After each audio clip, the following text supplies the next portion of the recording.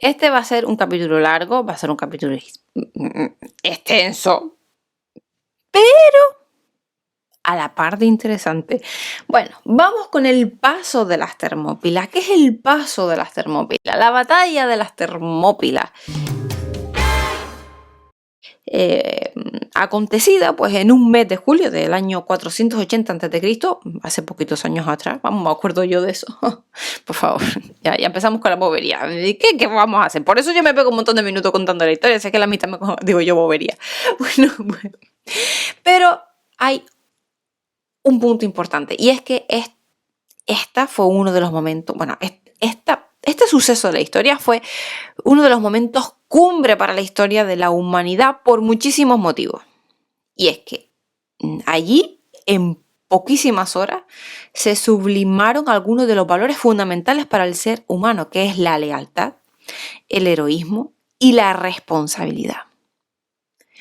Cosas tres factores que para mí hoy en día, nuestra sociedad hoy en día, mucha gente carece, la gran mayoría carece, sinceramente, lo que es la lealtad, tanto el heroísmo como la responsabilidad. En mi opinión, posiblemente ustedes tengan la misma opinión de que falta en la sociedad hoy en día estas mismas cosas. Pero bueno, nos vamos con el principal protagonista de este pasaje, que por supuesto es Leónidas, ¿no? Un rey, pues la verdad que del que poco sabemos, pero algunos apuntes pues podemos ofrecer a nuestros óplitas, ¿no? Que son ustedes, mis oyentes. Pero bueno, a pesar de eso, hay algunos apuntes que yo tengo por aquí que yo les puedo ofrecer a ustedes, mis queridos óplitas. Así que, mis óplitas oyentes. Bueno, pues en aquellos tiempos, como ya he nombrado, Esparta pues contaba con 2 monarcas, de las que solo uno participaba en las acciones guerreras de la ciudad. Y aquel verano que era muy calentito, pues aquel verano era muy calentito por diferentes razones. Y es que nuestro héroe Leónidas iba a escribir pues una de las páginas más brillantes de toda la historia griega. Este líder pertenecía a la dinastía de los Agídas y bueno, pues llegó al trono sucediendo a su pariente Cleómenes en el 491 a.C. Todo, bueno, pues por matrimonio con su hija Gorgo. Total, que su carácter y esa determinación por la que él era conocido, es verdad, se opondrían al máximo poder de la época constituido por el imperio persa, ¿no? Y cuando Jerjes, que era el rey de los persas, invadió la península helénica en el 480 a.C., sin saberlo consiguió por fin, la verdad es que muy a su pesar, la unión de las enfrentadas ciudades griegas. Y esto le supondría más que un quebradero de cabeza, porque Jerjes, que era hijo de Darío, sucedió a este en el 485 a.C. Y en sus primeros años como rey de los persas, pues sometió y la verdad que pacificó a varias de las naciones del mundo antiguo. Solo se oponían a su ambición, pues, las incómodas ciudades griegas, ¿no? Y así pues en el año ya 480 a.C., pues fijó como su máximo objetivo para sus hordas lo que era ya la península helena. Y en pocos meses, ¿verdad?, que movilizó un ejército tan grande que todavía hoy los investigadores realmente no se ponen de acuerdo en la estimación de la cifra, pero debemos suponer que estaría pues entre los 240.000 o los 2 millones de hombres, ¿vale? Y bueno, pues desde la gran batalla de Maratón habían pasado 10 años y Jerjes aprendió de memoria lo que es la dura lección pues, que recibió su padre al confiar en una fuerza expedicionaria demasiado pequeña. O sea que él mismo se puso al frente del poderoso contingente, haciéndole acompañar pues, por algunos griegos exiliados como de Marato, el que era el antiguo rey de Esparta. Y ya después de atravesar Macedonia, Jerjes se volvió hacia el sur e inició pues la marcha sobre la misma Grecia. Y todo pues parecía muy fácil, muy facilito, en plan, coño, qué bien está esto, ¿no? Todo pues para esos temibles persas. Pero no estaban contando con la coalición de los de hasta entonces enemistados griegos. ¿Qué pasa? Que las rencillas vecinales se dejaron a un lado para asumir un destino común. En 1481 a.C. fue convocado un gran consejo panhelénico en la ciudad de Corinto y desde allí pues pidieron ayuda a todos sus aliados sin recibir respuesta. O sea, solo estaban quedando ya Esparta y Atenas para oponerse a los invasores. Y para que el pequeño ejército griego pudiera resistir con éxito, pues se necesitaba un espacio estrecho al que el gran ejército persa solo pudiera enviar pequeños contingentes, o sea, de pequeño en pequeño. Los griegos podrían así luchar de igual a igual con los persas. Y en ese caso, el hóplita griego siempre pues, era superior al soldado persa, las cosas como son.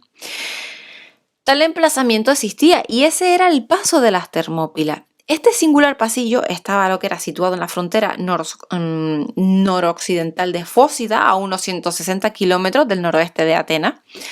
Era una estrecha franja de terreno llano entre el mar y pues escarpada montaña, muy bonito, la verdad. La verdad que también que en aquellos tiempos el paso no tenía más de 15 metros de ancho en algunos puntos, por lo tanto la verdad que era el lugar propicio para la defensa del ejército griego. Vamos, no vamos a estar describiendo aquí como si tuviéramos una clase de geografía. El Gran Consejo Panhelénico confió el mando de las tropas griegas a Leónidas, que era el rey de Esparta. Y así, pues, hóplitas llegados de cualquier punto de Grecia conformaron un ejército aproximadamente de 7.000 hombres. Ellos eran conocedores de los movimientos persas.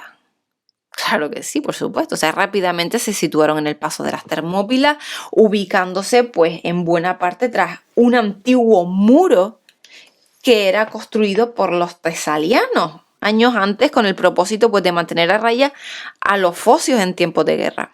Leónidas pues, también destaca una pequeña guarida focense a un paso desconocido pero bastante accesible en el monte Oeta, guardando y protegiendo así pues, lo que es la retaguardia de su ejército. O sea, la verdad que todo estaba bastante dispuesto para ese gran combate. Jerjes envió unidades de reconocimiento con el fin de averiguar datos precisos sobre su enemigo, ¿no?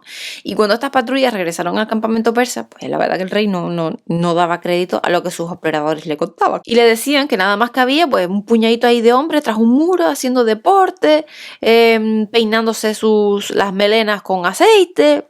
Y el soberano persa, pues la verdad que algo divertido, se dirigió al espartano de Marato comentándole la situación. Y la respuesta del antiguo rey de Esparta era como en plan...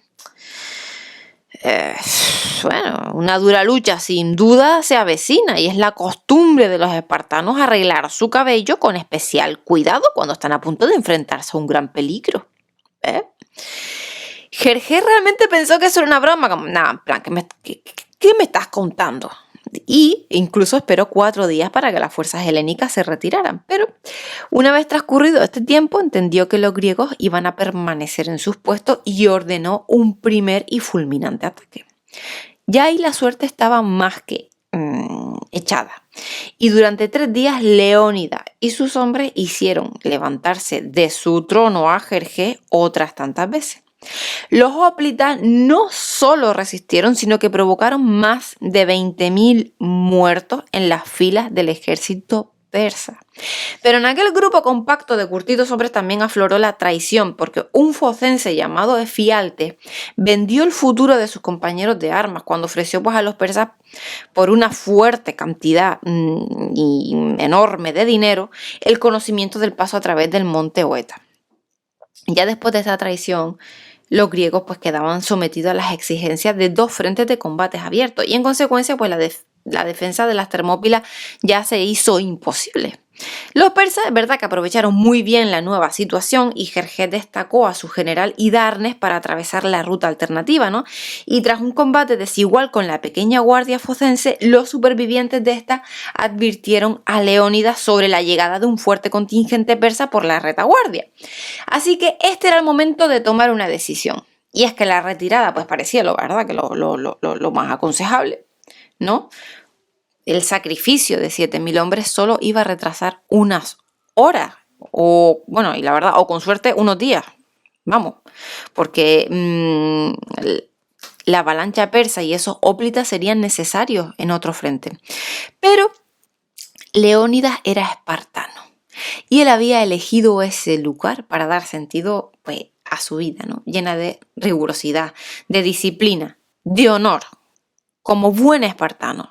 Y desde que era niño, como cualquier otro espartano, se había estado preparando para un momento así. O sea, ni él ni sus hombres pensaban faltar a su cita con el destino. La mayoría de los soldados griegos se dispusieron pues para la retirada. El propio Leónidas escogió sus 300 hombres bajo un riguroso criterio de selección. O sea, solo le podrían acompañar en aquel día aquellos que hubiesen dejado descendencia en Esparta. De esa manera ninguna familia iba a quedar destrozada. Además, obligó a 400 tebanos a permanecer junto a los espartanos y admitió de buen grado a 700 tespianos que se presentaron voluntarios. Por tanto, el grupo ya había sido reducido a 1.400 hombres dispuestos a luchar hasta el fin. ¿Vale? Los persas enviaron mensajeros pues, con el propósito de animarles a una rendición más o menos honrosa, advirtiéndoles que de no cejar en su empeño, las flechas de sus arqueros iban a cubrir el sol, ¿no? Y que su muerte sería pues, más que segura.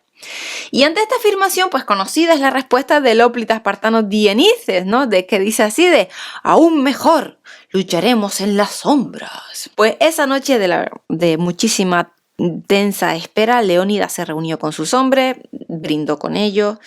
Todos eran conscientes de que iba a ser su último momento y que pronto iban a caminar por esos reinos oscuros de Plutón.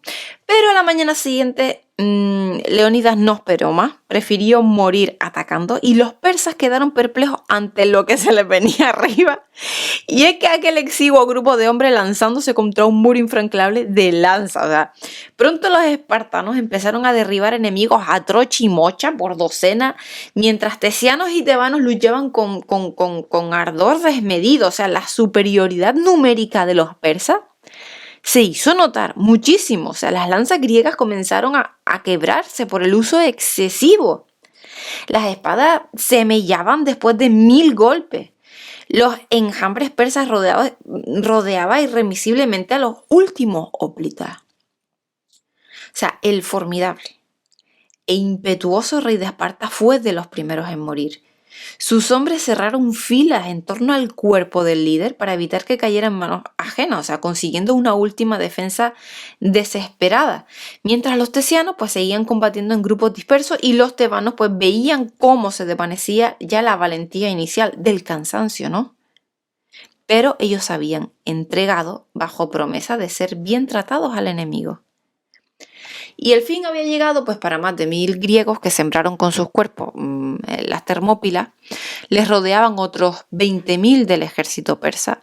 A un lado y a otro del estrecho paso se podían observar toda suerte de escenas dantescas, ¿no? En plan, pues, hóplitas con decenas de flechas, inmortales traspasados por lanzas griegas, armaduras, defensas hechas añicos por los tremendos golpes de hierro. Bueno, una imagen de guerra, ¿no? De guerra.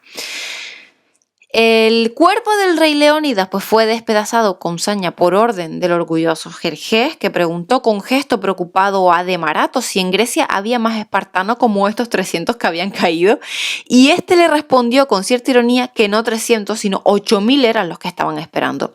Los muertos griegos fueron enterrados allí mismo, o sea, años más tarde fue levantado un pequeño monumento funerario con una inscripción en la que se podía leer de extranjero: ve a decir a Esparta que aquí yacemos por obedecer sus leyes. Y bueno, pues desde luego los espartanos como sus aliados murieron de la manera y forma que ambicionaban cualquier lacedemonio de la época, porque se cuenta como anécdota que antes de marchar a la batalla los lacedemonios celebraron sus propios funerales con un juego solemne. Y la mujer de Leónidas le dijo a su esposo: ¿qué encargo me deja? Y este, pues de forma lacónica, respondió a su amada: quiero que te cases con uno digno de mí y que tengas hijos dispuestos a morir por la patria. Y bueno, pues la verdad que después del épico y desigual enfrentamiento, el gran ejército multinacional comandado por los persas inundó los territorios griegos. Pero también se iba a encontrar con una inesperada y férrea oposición alentada por la leyenda de Leónidas. Así que bueno, pues ese verano sí fue muy intenso para Jerjes, o sea que tuvo que soportar cómo sus tropas eran derrotadas en numerosas batallas como Platea, Salamina y demás. Y los griegos pues por fin estaban unidos, consiguieron expulsarle, pero esa unión les duró poco, como ya sabemos, pues por otros puntos de la historia, ¿no? Que ya, que sabrán, o si no lo saben, pues ya yo comentaré en otros capítulos y en otros episodios, por supuesto. Así que aquel canto sublime y heroico ofrecido por Leónidas y sus hombres en ese lejano paso de las Termópilas permanecería perenne a lo largo de los siglos para estímulo de las nuevas generaciones de griegos que verían en él el gran héroe, o sea, ese gran líder que toda nación ambiciona tener. Bueno, pues hasta aquí. Espero que les haya gustado el episodio, de verdad. A mí es que me encanta la historia en general. La historia de Grecia es maravillosa. Aparte que es un país preciosísimo, la verdad. Muchísimas gracias por estar ahí, por estar escuchando. Nos vemos el próximo día con más. Y un saludo. Hasta luego.